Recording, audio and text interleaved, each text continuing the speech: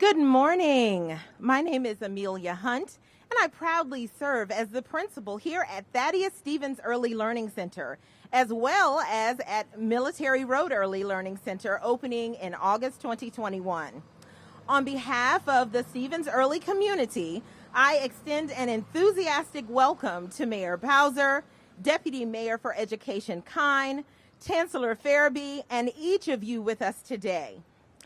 Our phenomenally talented educators at Stevens recognize that approximately 85% of brain development occurs by age 5.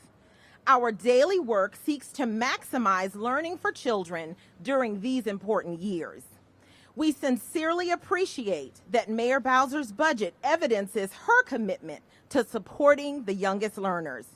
Children here at Stevens and at our partner, Centronia at Stevens, benefit from rich learning experiences in an environment developed specifically for them. Thank you all again for your presence, and at this time, I would like to introduce one of our Stevens parents, Marissa Gruber.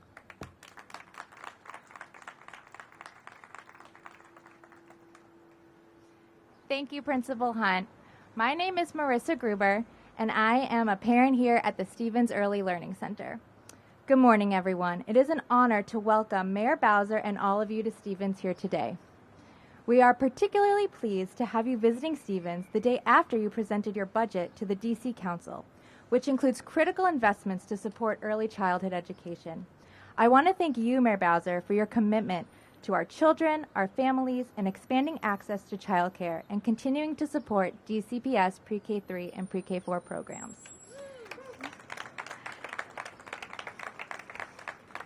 As a parent, I see every day how important early education is for my children's development, and I'm grateful for the wonderful educators here at Stevens. It is now my honor to introduce Mayor Bowser. Well, good morning, everybody. I am really happy to be here at the beautiful Thaddeus Stevens School. Isn't she lovely? Give her a big round of applause. I worked really hard on this building and to make sure that we had the building. There's some people who worked harder on it. I see from the ANC. Let's give our ANC commissioners a big round of applause.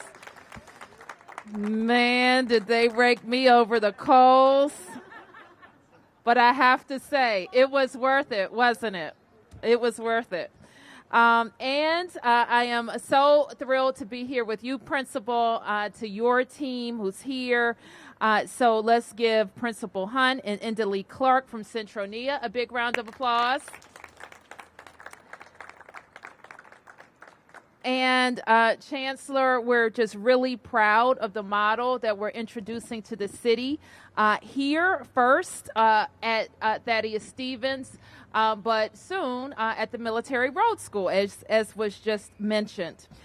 So we knew when we made Stevens the very first DCPS standalone early learning center that it would be a special place. It opened during an unprecedented year and during a time where everyone saw just how essential our child care, our early child care system is, and all of the child care workers who make it possible. So let's give them our appreciation.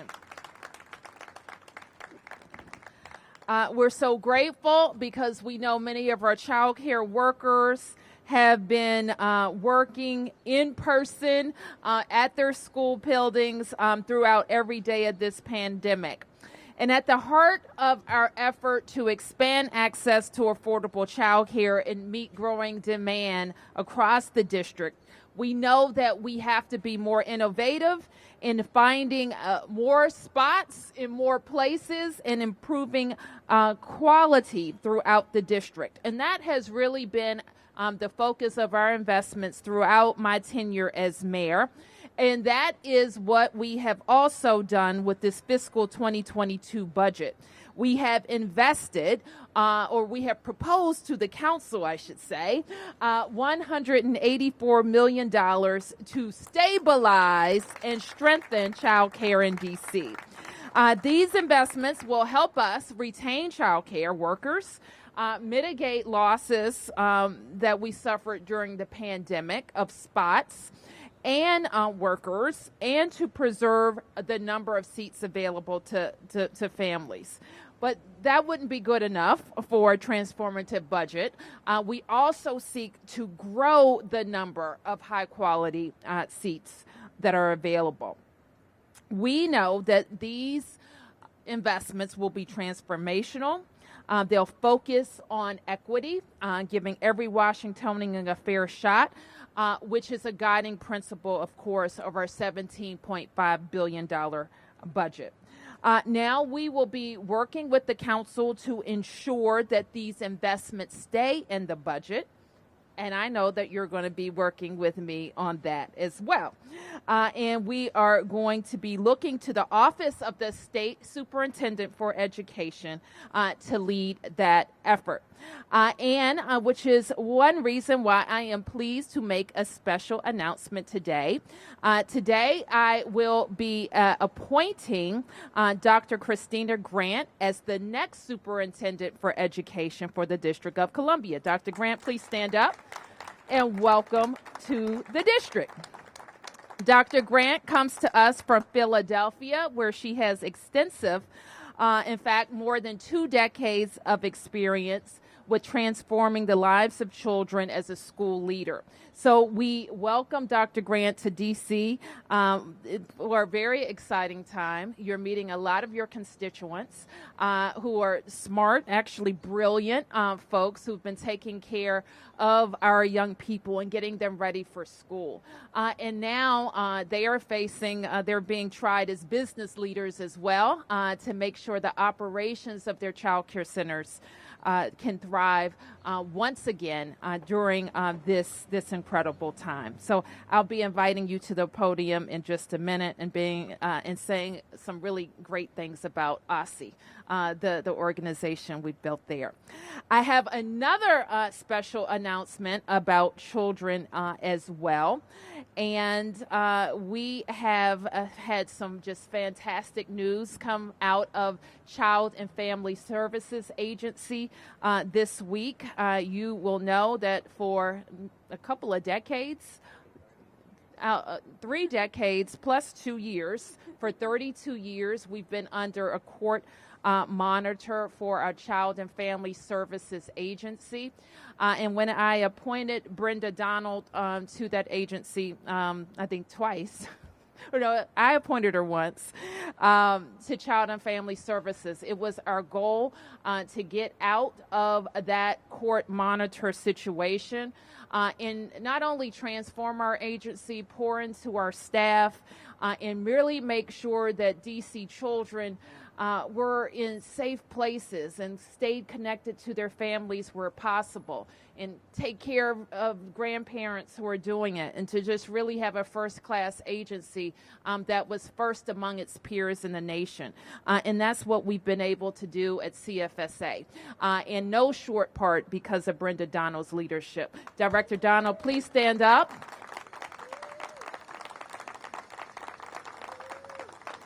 She tried to retire, I heard. I don't know why. And I'm glad to see that the board of directors at the D.C. Housing Authority has asked Brenda to serve in an interim capacity as its executive director while they search for their next director for her. Okay, I know, interim. I know, I heard. And I know that she's going to do great things for that agency, which also has a huge human services mission. And she has had the foresight to hire Robert Matthews, who has been serving as the associate director, and I'm proud to appoint Robert as the next director of the Child and Family Agency. So please stand up, Robert. Robert is currently the principal deputy director at CFSA, and he has more than 2 decades of experience in these fields. These people must have started in middle school, and we are excited that he will assume this new role. So congratulations, Robert. I also want to acknowledge and thank Shauna Young. Shauna, please stand up, who is an outstanding leader in D.C. government, who stepped up to the plate to lead OSSI during a very difficult time in ensuring that people, child care agencies could get back to work and district residents could get back to work, and our youngest learners could be provided for at OSSI. She has also been an incredible leader in helping our K through 12 organizations get back to school. So, Shauna, thank you for your leadership. So once again, Principal, thank you for hosting us. I want to thank Deputy Mayor Kine, who is here, who is our leader of our what I call our public education team, who is really focused on these budget investments, how they will help us provide relief, certainly, which we have been doing, recover, but then grow, continue to grow beyond this pandemic. So with that, let's hear from the newest members of the Bowser cabinet. We'll start with Christina, and then we'll talk to Robert, and then I'll take your questions. Good morning. What a great day to be here. Again, Mayor Bowser, thank you so much for the opportunity to serve. As we think about coming out of this historic moment in our history, it's nothing more important than to have a great budget under a great leader, to really start to have conversations about bringing our children, our families, our workforce back into school so we can get on the other side. Principal Hunt, thank you so much for having us today. It's a joy to see little children in masks, and I'm convinced they're going to get it right while the adults figure it out. Chancellor Farabee, your leadership is humbling and inspiring. Deputy Mayor Klein and Shauna, thank you all so much for this warm welcome. I'm eager and excited to serve. And again, Mayor Bowser, it is an honor to serve under your leadership. Thank you all. Robert Matthews. Well, good morning to everyone. And again, thank you, Mayor Bowser, for the opportunity to serve Child and Family Service Agency. Director Donald, I definitely want to thank you for many, many years of great leadership and public service, not only to CFSA, but to the District of Columbia as a whole. And just to everyone, I appreciate the support. I'm looking forward to steering the ship, Child and Family Services, to the next level. As we exit LaShawn, what we've done is not because of the lawsuit. We've done what we've done because we want to see the children thrive and families thrive in the District of Columbia. So again, thank you for this wonderful opportunity. I look forward to working with all of the advocates. I want to give a shout out to all of the staff at CFSA for doing an amazing job getting us to where we are today. And again, look forward to serving the District of Columbia in this capacity. Thank you again, Mayor. Okay, so we can answer some questions. I'm going to ask Paul to join me. And are there any, we'll take press questions, then any community questions. Questions? Yes, ma'am. Thank you. Thanks. I wanted to ask about the Birth to 3 law that was passed a couple years ago and not funded. Can you talk about what aspects of that law are funded in this budget, which aspects are not? Sure. And so let me, I'm going to, before I answer your question directly, I kind of also want to talk about how budgeting works in the district. The mayor proposes a budget. The council then makes a budget and votes on the budget, and I'll either sign it or I won't. And so that's how the process works. So anytime somebody asks me about a law that was passed 3 years ago and not funded, I always ask myself, why didn't the council fund the law that it passed, that authored and passed? So I would kind of direct you back to the authors of the bill in the last 2 budget cycles that they've had to fund the bills that they passed. All right. So that's their proposal, and they've had 2 years to fund their proposal. Now, for our proposals, because that's what we're talking about. We're talking about what we have done to invest in having more quality seats, more places in the District of Columbia, and so that we can serve more families and have all of those centers perform with the highest levels of quality. And so that's what our budget is talking about. And when I talk about $180 million, I want to ask Paul to tell you exactly how it's invested. Thank you, Mayor, and good morning. Let me first offer my thanks to Dr. Grant for joining us here and Shauna for your tremendous work over the past 8 months. It's been a true pleasure and an honor. On the Birth to 3 bill and on the $180 million that we're investing now, we're really putting it into 3 places. So first, we are investing a tremendous amount of money in stabilizing the current child care sector. So as we know, through the course of the pandemic, the economics of all facilities have actually been turned on their heads. So we're providing lots of funding to the centers to ensure that they can stay afloat. Secondly, as part of that, we're providing money to centers to build capacity where we know we'll need it as the city reopens. So we've got to have centers that are open, that have spaces for families to put their children in. So that's the second thing we're doing. Thirdly, we are providing funding to create a kind of a surge in the workforce. So we're providing scholarships for credentialing for our child care workers, and we're providing retention bonuses to ensure that the critical child care staff that we need are going to be in place. And then lastly, we're focusing on quality by providing money for a quality pay pilot to actually increase wages for child care workers to ensure that we have the folks that we need in those positions. So that's how we're spending the $180 million. Any other questions? Mark? Could either of you provide any kind of numbers to put it in perspective, what the wait lists are for child care? What is the demand compared to the capacity? You talked about building capacity for seats, and also the same numbers for staffing. What is the reality now as we head back into normalcy of staffing levels for child care centers? Okay. Let me turn to Paul or Shauna to talk to you about where we think we are with demand.